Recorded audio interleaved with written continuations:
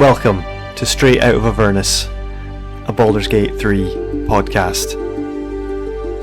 And, hey Andrew. Yes. The saga continues. You've done that one. Well, shut up. Welcome back. Welcome back, listeners. Plural. We have a few. Listen, yep, we have some. Yeah. Hey, I'm your host, I'm Drew, and I'm joined by the other host. I'm Andrew. Hey, how's it going, mate? Yeah, it's good. It has been a minute. It's been a one hot minute. I think this was pretty much the same intro we did for the last one, because it had been a minute then as well. How was the Tatty holidays? The Tatty holidays were they were pretty great. They were good. We got to Florida, got to Orlando, got to Disney. You made it. Met some people in costumes. That's pretty cool.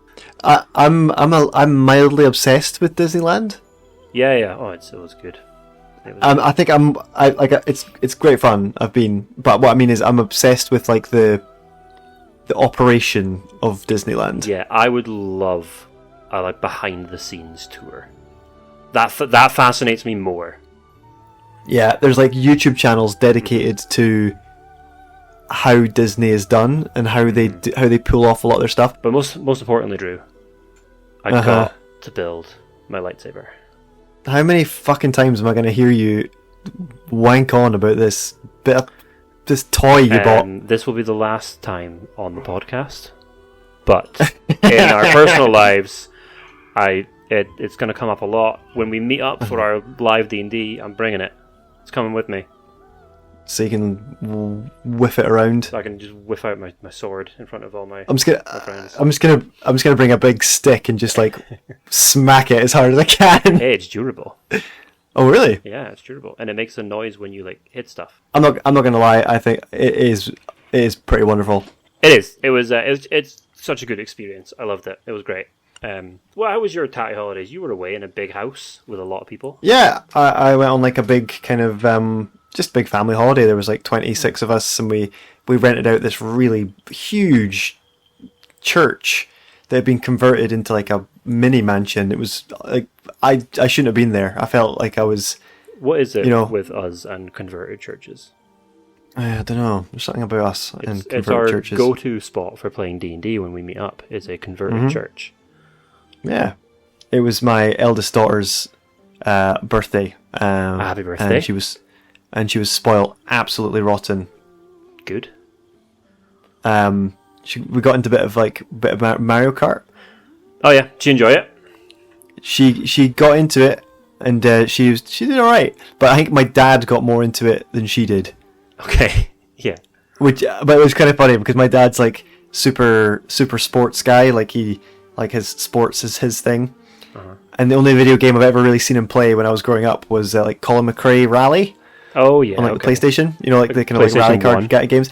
So for the juxtaposition of that going into Mario Kart, he got really into it, but he was getting very frustrated with the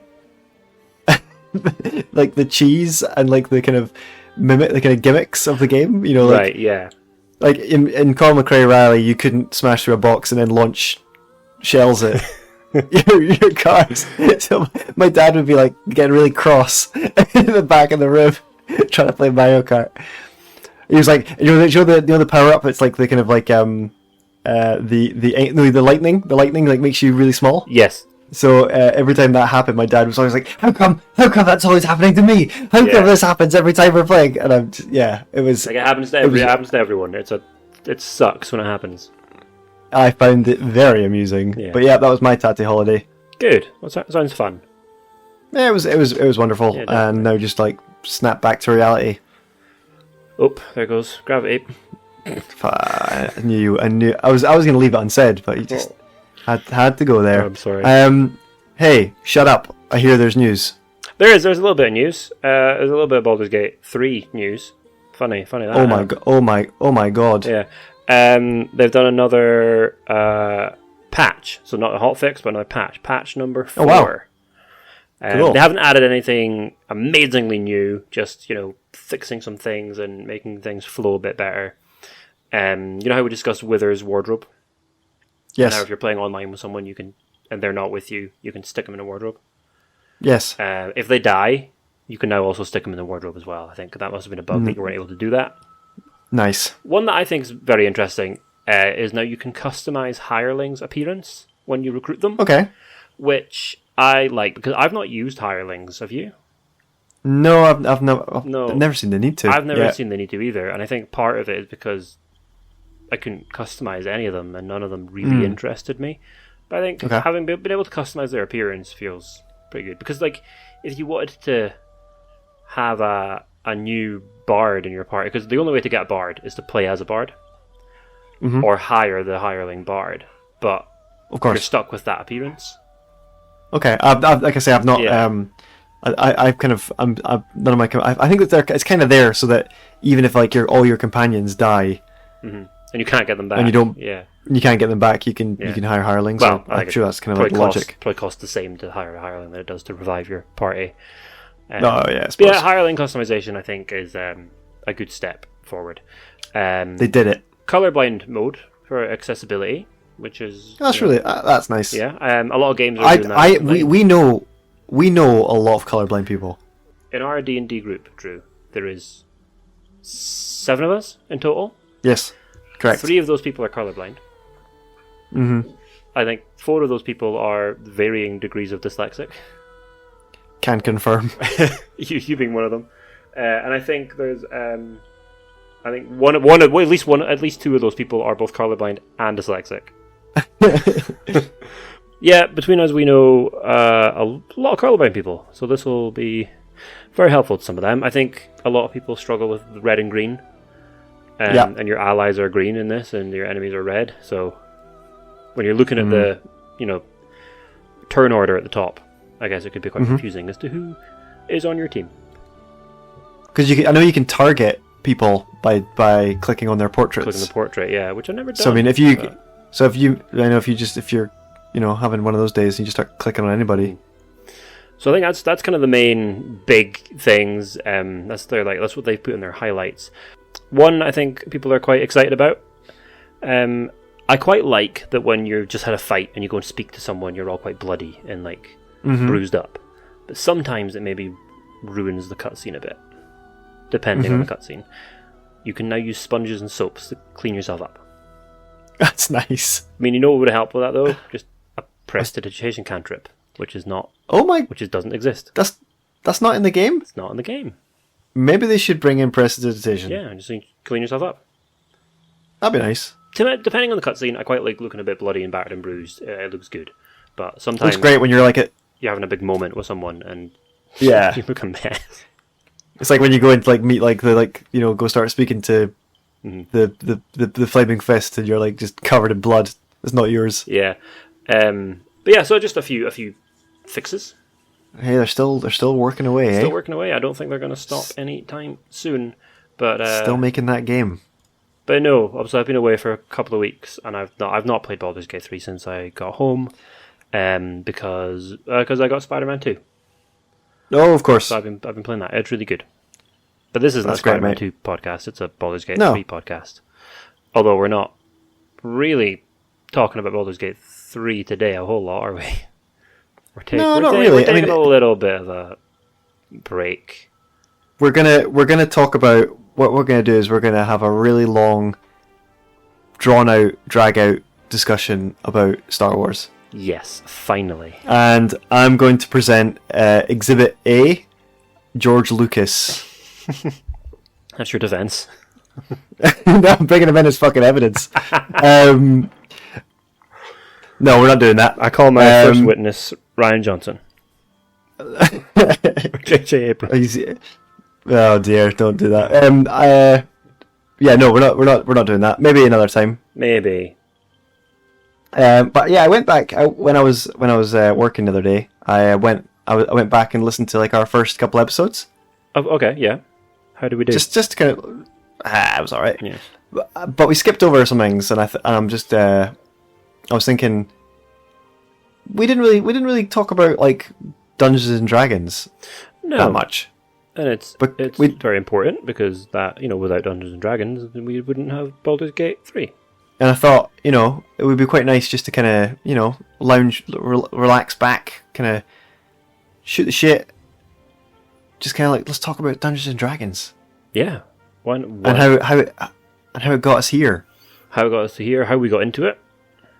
Sure. How did we get into it? I remember how we got into it the same way, but what was when it was first pitched to you, was it pitched to you by the same person? Did Angus pitch it to you? Yeah, I think, well, I knew what it was. Yeah. This is nearly like 8 years ago as well, by the way. I don't know if you know that. Yeah, I mean, Stranger Things season 1 was out, and I was like, hey, D&D, yeah, it looks alright. So yeah, so it's been a hot minute since we started playing, and we wouldn't be friends without it. Is that what we mentioned in our first episode? I think we did, yeah, because we've known each other for a good number of years longer than that, but we've never really. I think the closest we've ever been before that was when you walked me home when I was really, really drunk. Oh, did I? Yeah. From from Jordan's house. I don't remember this. I'm just name dropping a bunch of people that people don't know. Oh my god! Yeah, no, I got really, really drunk, and you walked me home because you're a kind gent. Did I? Yeah. I must have like that must have been the other me. Wouldn't do that Doesn't sound like me. But yeah, I was. It kind of came up as like a some friends were moving around. Some were kind of the breaking of the fellowship sort of thing. Mm-hmm. And in kind of to keep a connection, to keep some of our friends kind of communicating, one of the friends said, "I've got this idea. Let's play Dungeons and Dragons." Yeah. What did you think? What did you think when you heard this? I think when I was like, yeah, okay, I'll give it a go. But I think most importantly, I was, who's playing? And then he goes through the list of people, and I'm like, okay, yeah, there's no one on there that I don't like. But I don't really know. I don't really know this Drew guy, but sure. I remember being just kind of like, oh, okay, we'll play this nerd game. Mm-hmm. And little did I know that it was gonna like have such a huge impact on my life. Oh yeah, I remember my wife telling me, she was like, "Oh, you'll play this for like 3 weeks, and you'll get bored, and then you'll go back to playing Call of Duty or whatever." Don't underestimate my power. And yeah, here we are, 8 years later. I know, right? Yeah. What a trip. Yeah. But yeah, I remember. I do remember though. Like, we kind of had private consultations with the DM. Yes. And I remember, him kind of walking me through the character creation, and I could already feel like the snake bite. Like the infection begin. I was like, oh my god, I get it. I can see it. So I don't think I really got it until we actually started playing, because I remember going through the character creation thing, and I was a bit like, this is a lot. And, oh yeah? Yeah, and I was like, you know what? Tieflings are cool. They're different. They're not, boring old humies. I'll be one of them. Sorcerer, that sounds cool. I'll be one of them. Best character ever. Yeah, he was pretty good. I've always been a bit of a theatrical guy. Like I loved doing like drama and stuff in school, and like I play music and I've like played with bands and stuff. So like when he was going through the list of classes, I was like, Bard. Duh. That's me. So the second class in the book, you were like, I don't need to hear any more. Yeah, he was like, okay, bards play music. I was like, okay, right, that's enough. Stop. So yeah, I think I definitely went in with that kind of early on. I was like, I'm just going to play to my strengths, play to what I know, go for a performer, and bards, still my favorite class. Yeah, I mean, sorcerer is still my favorite class, and I do wonder sometimes how much of that is just first time bias, but it's if you know what you're doing, they're both really strong classes. So totally, and but I think for me it was more like what got me really into it was one, the social side, but then also like a huge creative aspect of my life that wasn't being fulfilled at the time. Oh yeah, it definitely got the creative juices flowing. I very much we started playing, and I think a few sessions in, I was like, oh, I've started another group, and I'm DMing for them because I really need to just let my Yeah, you went in hard. Like I remember, yeah, you had 2 groups on the go. You've done that. We've both done that multiple times. yeah. And I remember playing, maybe, yeah, like you, 5-6 sessions in. I was like, I need to DM. Yeah, same. But I think because I don't know about you, but I've always wanted to be more creative. Yeah, same. And I've dabbled in different things that have just never came to fruition. The way I think about it is that like I've never really found my voice. Yeah. If you know what I mean, like Yeah. when you read a book and you can feel the authors, like they had a plan. They had all these. They were able to put their plan into words and make it cohesive and emotive and all that kind of stuff. But whenever I've tried to do it or try and do something similar, I've never stuck it. Yeah, I mean, I would have liked to have maybe written books, written novels to be creative. I've attempted to do like comic book stories as well, but it's always in a way of like when it comes to like writing, I have ideas that I think are really good, but I'm not a writer. Hey, that's viable, but I know exactly what you mean. Having the idea and then doing the work are totally different. And I mean, I think I like you. I think I have some ideas locked away. But Dungeons and Dragons was just a way to just open up that brain and then just start plugging in stuff. Yeah, and when you're doing it for you and a group of friends, you can trust them to be accepting that it's not always going to be perfect as well. Sure, I think when you've got a good group, Yeah, I think we've been very lucky. we've been really lucky. Like you hear about online drama with different groups, and I can honestly say we've had none of that. Sure, I think we've had the odd moment where we're like, okay, there's been like moments of but nothing that's tension or nothing that's ever had anyone being like, oh, I'm going to rage about you online, or we're going to have a massive falling out, or I think I should leave the group. I'm going to Reddit. Yes, we've never But had. I know what you mean. I think that's because we were all friends or friend adjacent before we played. Yeah, I think so. And even in other groups that I've played, it's been something similar. Like I've brought in people that I trust or who I know will get it. So obviously I had another group as well, and I would say that the people that kind of became the problem within that group were the people that I didn't invite.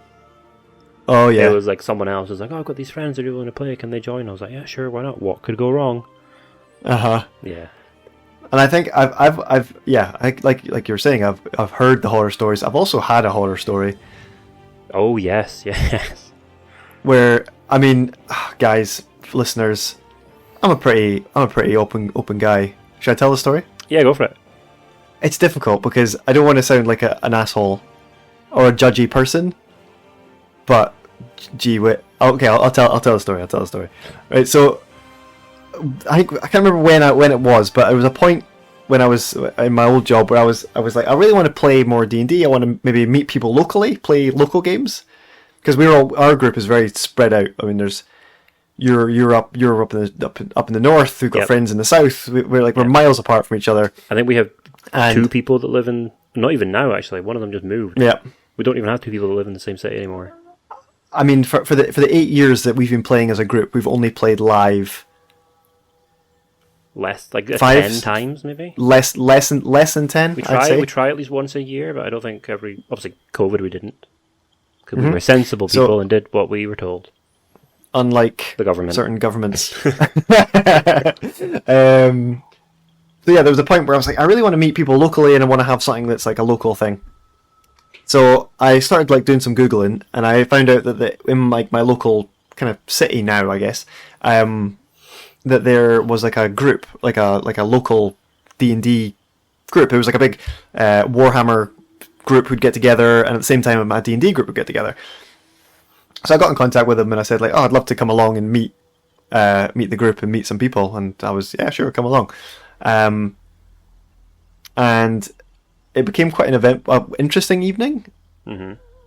And I think it's like, it really cemented like the stereotypical Yeah. But you met all the Nerd. stereotypes in one night, didn't you? Yeah, it was like I walked into like a cartoon. Yeah. I nearly didn't go in because as I entered like the D&D space, I like had to pass through a wall of BO. Oh god. Yeah. It was thick, man. Mm-hmm. And it was like a room. There was like two tables. One table was being like super loud. Another table were getting like pretty into it, and it was like I walked in and I remember the guy was like, "Hey, this is Drew. He's wanting to come play D&D." The entire room turned around, looked at me, and then turned back around again. Like old Western saloon. Yeah, kind of. Yeah. It was like, who's this guy who knows what soap is? That sounds mean. That sounds mean again. But I didn't know. But I didn't. But I was me in that space. I was like, I don't want to seem like I don't want to just like turn around and leave. Uh-huh. You know, that would be such a judgmental thing to do. Like I want to like I came here with a mission to meet some folk. Let's go and try and let's see what can happen. So I went in and I kind of like sat down between the two tables, and nobody spoke to me for like 15 minutes. Oh, God. And I was thinking, like, do you know what? I think it's time for me to go. But a nice guy at one of the tables, he kind of like waved me over, and I sat beside him, and this girl, the only girl in the room, like, oh man, it was. I found it quite like eye-opening and quite just. I felt a lot of things. Uh-huh. Like she had like a really tatty like monster manual that she was using. Tatty as in like And- raggedy and a bit Really roughed up. dog-eared, yeah, and Not tatty as in potato. oh my god, the English language. I know. It's like, oh, my second Think tangent. of our I'm trying to teach my international 5-year. viewers. I know, right? So I'm trying to teach my. It was Halloween the other day, and I was trying to teach my 5-year-old a joke to tell at the door Oh yeah. for guising, and trying to explain to her what a pun was Yeah. was really difficult. Yeah. Like I went for the classic. Why didn't the skeleton go to the party? Uh-huh. Because he has no body to go with. Which, yeah, it's good. Did she get it? I could go no. so she kept mucking it up. You know what I mean? Yeah. Because she just couldn't get the. However, I did have a good one. Third tangent. A boy came to the door with his mate, and I was like, "Right, come on in, lads." And he went, "Why? What? How can you tell the difference between a snowman and a snow woman?" And I went, "I don't know." And he went, "Snowballs." How old is this kid? I don't know, but it was the only joke to actually get me. I almost rolled around the floor. I was laughing fast. It was like the absolute stones of that kid. Nice. Snowballs. Anyway, yeah. So this girl, she had like all the dice she had were just like from like Monopoly boards. Right. Okay. Yeah. You know what I mean? Like she had like one D20, and then the rest were like kind of a mix match of different like clearly pinched from board games. So like I felt for her, and then there was one guy to my left who was like very socially just socially awkward, and he was having a bit of, like, he was friendly, but you know, a bit kind of loud in that way. The guy who was DMing at that table, he was, how do I say this nicely? He obviously didn't take care of himself. Right. Okay. And but he was really nice, and he was really nice, but he was super into it. This was like, you could tell this was like his moment, you know, like he could see that it meant a lot to him that he was DMing for these people. So I like tried to respond to that and was like trying to be like very like attentive and that kind of stuff, because I could tell that it meant a lot to him. When I sat down at the table, the guy sitting across from me, as we were as everyone was being introduced, he introduced himself, and then he introduced the girl across from him as this. Okay. You need to learn how to do the beep. It's like the one word that even doesn't make it on British TV. So, and I remember just being like, what how horrible, like, what, this guy, and he was like a really slimy, like a big piece of greasy work, and they were doing like a 20th level campaign, and it was like super like intense. Okay. The girl had really wanted to play a silver dragon. Okay. so she was playing a silver dragon polymorphed. Okay. Just so happened I've that seen that concept. Yeah. just so happened that Grease Boy was playing a dragon slayer, Of course he was. and he like went out of his way to kill her. Of course he did. Yeah. And I remember just thinking like he fancies the pants off her and just doesn't know how to express it. Yeah. And also, and I remember PvP in general for D&D games, for anyone listening who hasn't really played, it doesn't work. Someone always ends up worse off and unhappy, oh aye. and just the table dynamic can get a bit. Don't do it. PvP, The game there's a time and a place when it's agreed upon between parties, but totally, and the game's not built for it. it's not. And yeah, the guy who invited me to the table was really cool, really sound guy. And I sat. It was like 2 hours. I sat through this, just thinking like, what have I gotten myself into? Like, Did I you just get sat at the to table. play? could've- Did you have a character? No, I didn't get to play, but I just kind of I engaged, and I think I've just like listened and like just want to see what their vibe was. I wasn't enjoying the vibe, Andrew. Never went back. No, I didn't. The girl was really nice. She'd like baked cookies and like handed them out and stuff. Awesome. She was really sweet. And I remember like I was speaking to the guy who invited me over to sit at the table, and the grease guy came up to me and went, "I'll be taking over as DM when we come back." And I was like, "Oh, cool." And he was like, "It's going to be really homebrewed and really high level, so I don't think you'll be into it." Right. Okay. Do you know what, Andrew? Right? Do you know what? I'm a geeky guy, right? Yes. We are. I went and through high school. So was our entire friend group. Yeah, we didn't go to high school together. Nope. Like that was a rough time for me, mate. I've come a long way to be the man I am right now. The good-looking chap I you think. are. Yeah, thanks. I think I'm a pretty confident. Thank you. I think I'm a pretty confident guy. Sure. You know what I mean? Like I've faced my bullies years down the road and like handled it. You know, like I've come a long way. That guy was totally threatened by me.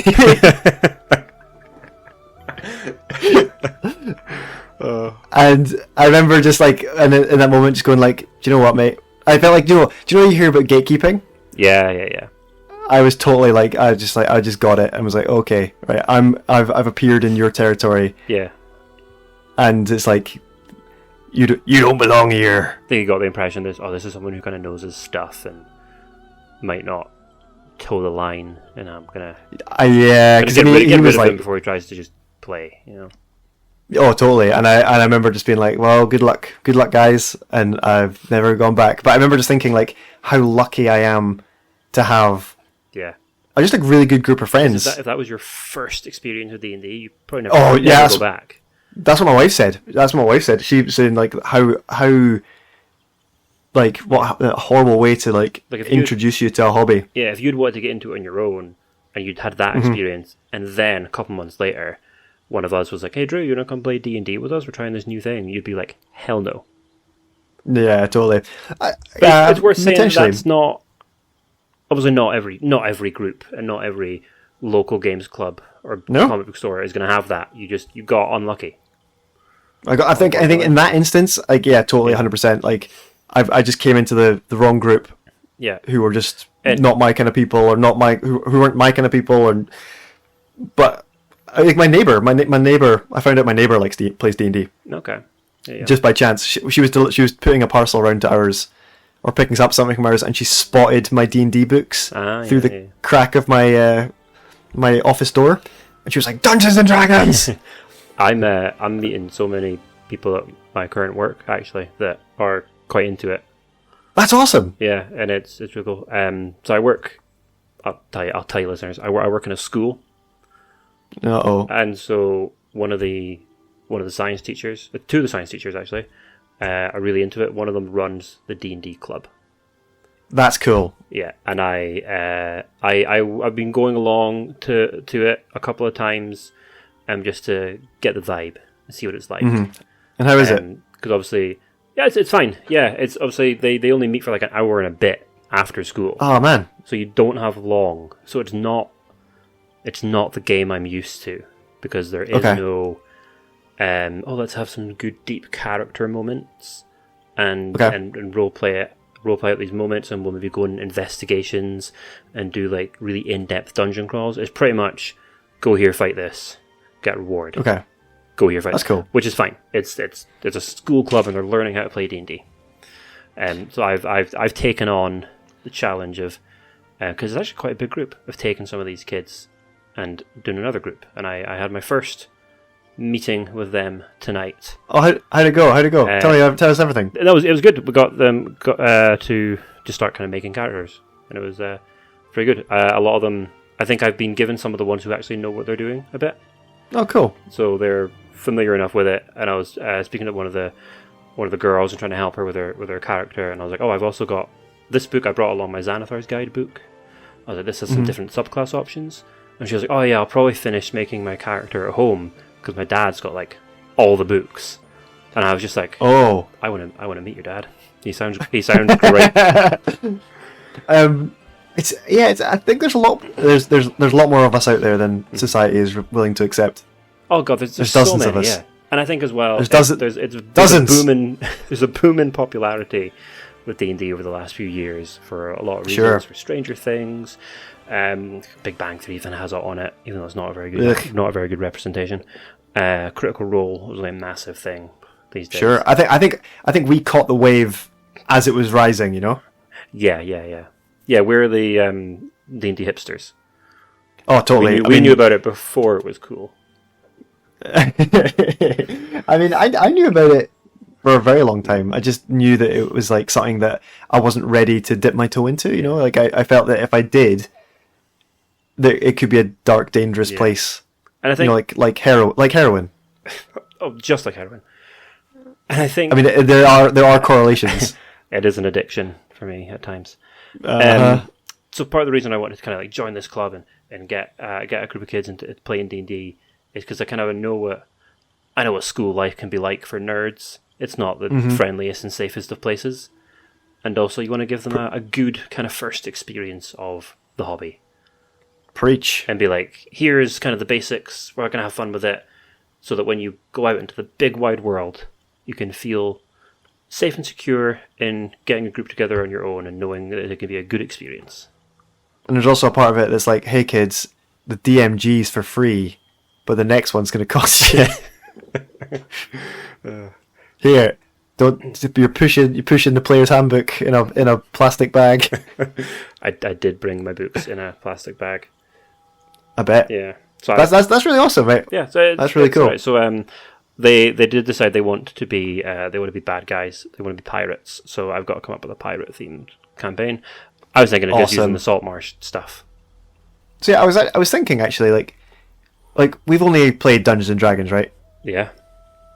Why don't we play? I know we're gonna have people. We might have people in our listenership that might be like, "Oh, you shouldn't be playing that. That's those sellouts. You should be playing Pathfinder." Yeah, or I get that.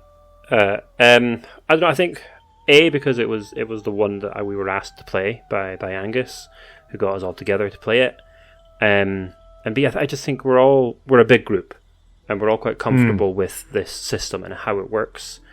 And I think if we were to transition to another system, I think we'd have some people in the group who would just be like, "I don't want to do that," because it's a lot of work to get used to another system.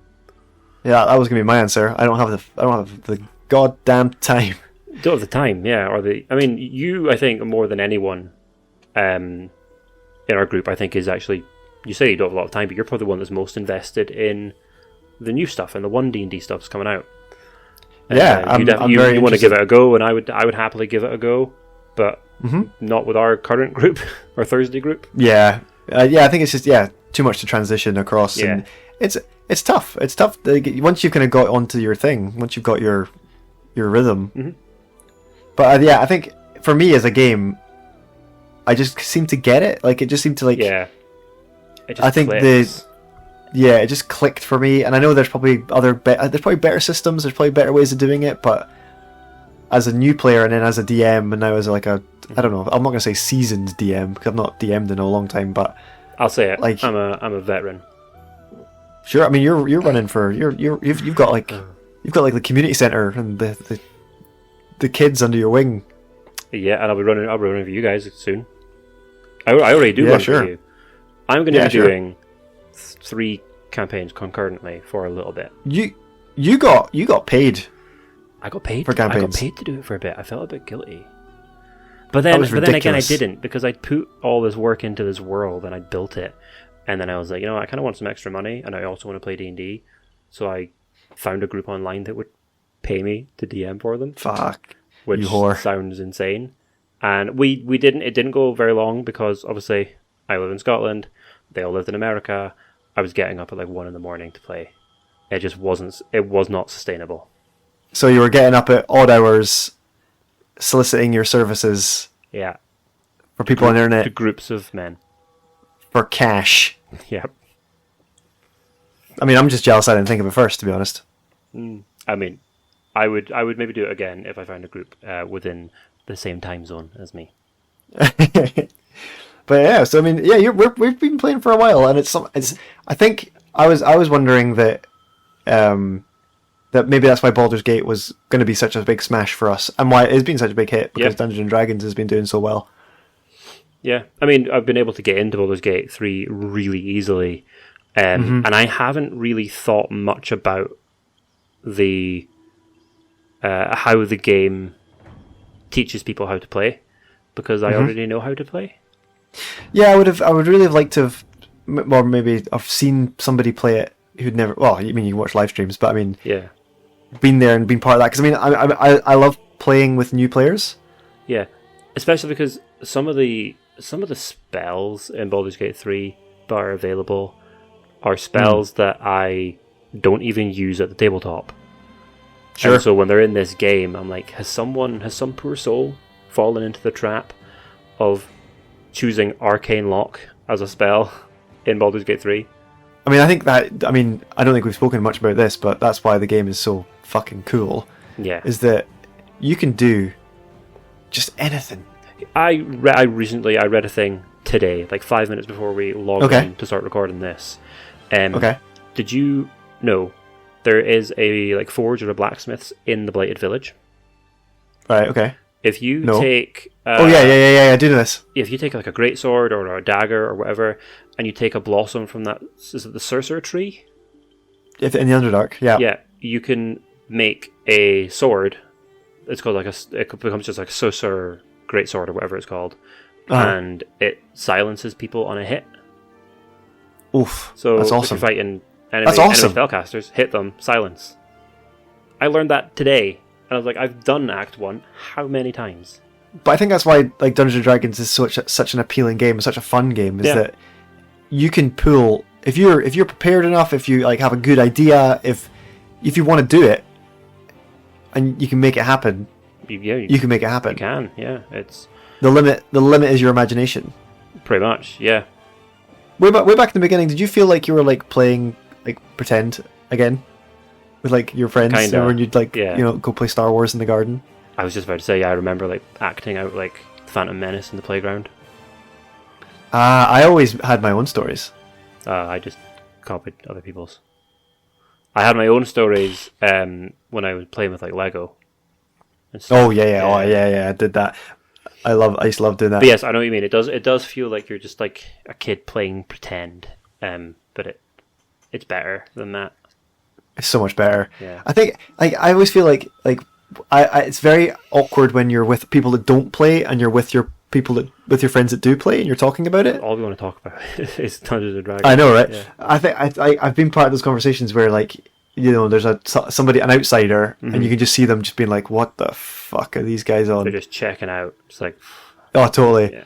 And I think I had it explained to me like it's because you're creating like a shared experience that feels real, but didn't happen. I don't think you can really describe it to someone and make them kind of be like, oh yeah, that sounds cool, I want to play that. I think they kind of have to just take a chance and experience it, Sure. because it's kind of undescribable. It's like shared dreams, It's like we all have like this memory of this thing that we did, Just mass hysteria. but actually we're all sitting in computer chairs looking at a dual monitor. It's like it's such a strange, Yeah. and we bond over it. We do, yeah. I mean, like I said, you and I wouldn't be friends. D&D wasn't a thing. I mean, I think we just I'm a pretentious douchebag. So like, yes, agreed. So I mean, I would probably just use you as like a ripping tool. I'd just be like, oh, Andrew's here. I'm going to wind him up. Yeah. And then it wasn't until much later that we were like, hey, we actually do have a lot in common, and it's not just your horrific taste in taste. Hey. But you're a pretty sound guy, and I think if it wasn't for Dungeons and Dragons and the fact that we like went on adventures together, like our characters in our first campaign didn't like each other. No, I mean my character didn't really get on with a lot of people. We initiated combat at one stage between ourselves, did we? Yeah, we did, and it was like I remember it was like when I was just getting to know you, and I already had this conception of you in my head. So I was like, I'm going for him. I'm going for Andrew. And then like we went through that, and then we went into the adventure, and we grew through the adventure. And I think it helped us grow as friends. You know. I mean, to be fair, in that first campaign, I was playing a bit of an asshole, and Angus the DM gave me like a choice to be like, oh, you can side with the bad guy if you want, but you've got to like do this and like lead the party to this place. And then I kind of did that, and then I had like second thoughts, and then there was like a big fight, and I think in that fight we lost an NPC ally. Oh, and then I was like, hey guys, look, the big bad kind of came to me and asked me to do this, and I was gonna, but I didn't. So can we be friends now? Oh yeah, that was wild. I remember your character died at the end of that campaign. I remember my character. I remember being like moved by it.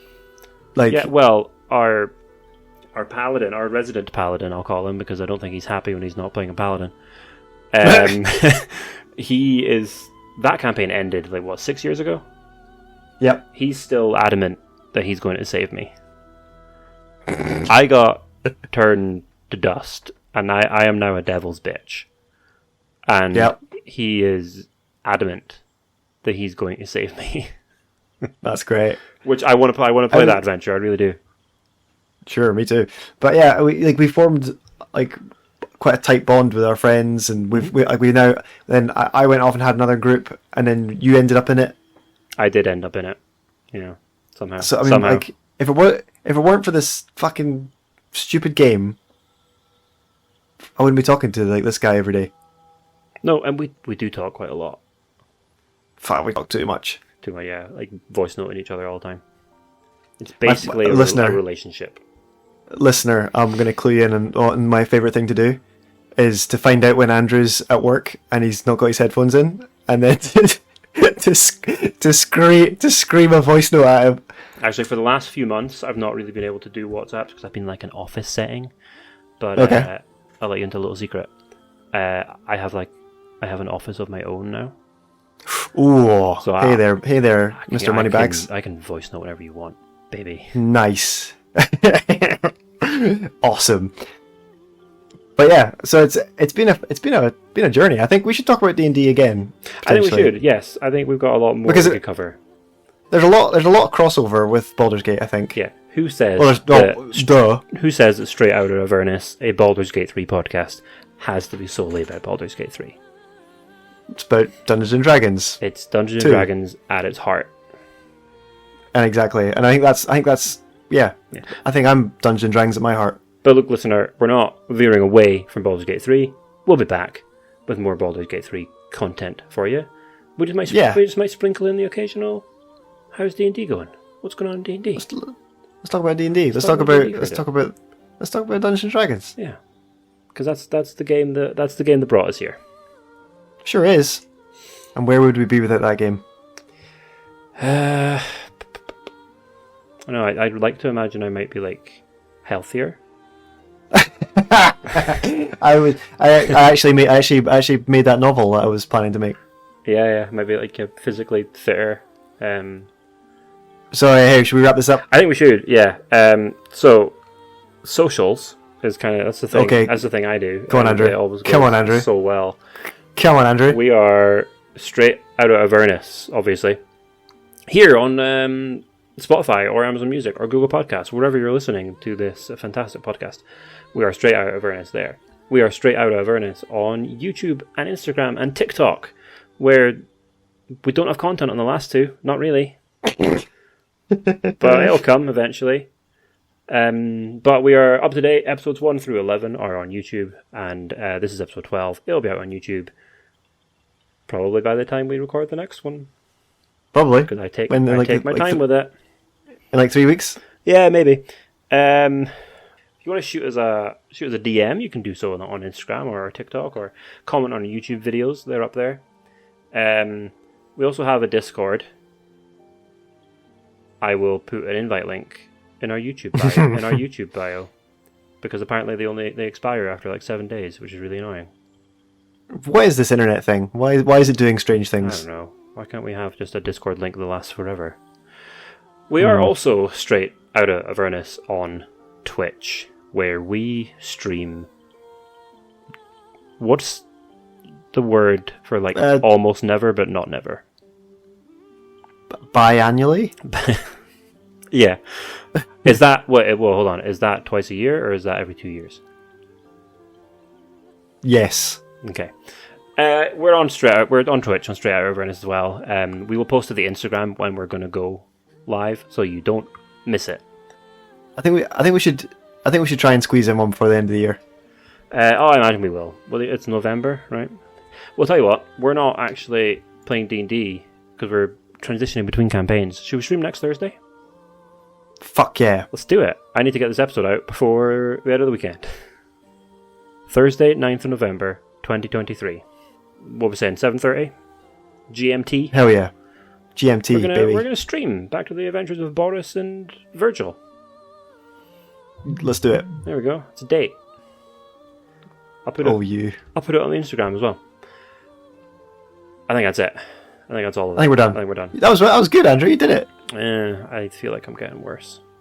You should probably write it down. You should probably write it down. No. Scripts are for losers. Hey, Dungeons and Dragons for losers. That never stopped us. Exactly. And on that bombshell.